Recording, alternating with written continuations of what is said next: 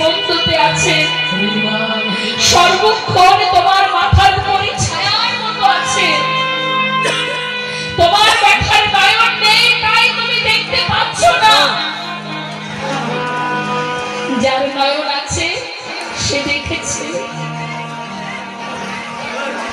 তাই তো বিশ্বকবি রবীন্দ্রনাথ ঠাকুর বলেছিলেন, তুমি তো আছো দয়াময় আমার কাছে, আমি তোমার কাছে যাইনি।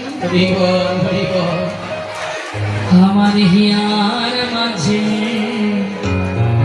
লুকিয়েছিলে, দেখতে আমি পাইনি তোমায়, দেখতে আমি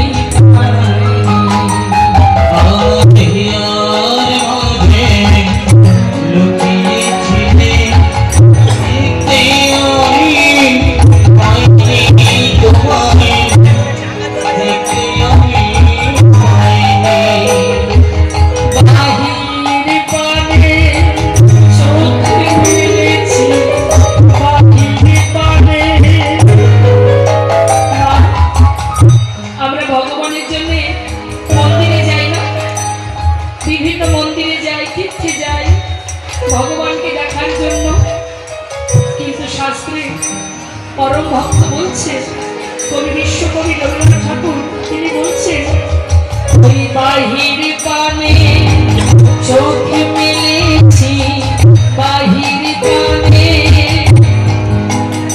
আমার হৃদয় পানে চাই, লুকিয়েছিলে দেখতে আমি তোমায়, দেখতে আমি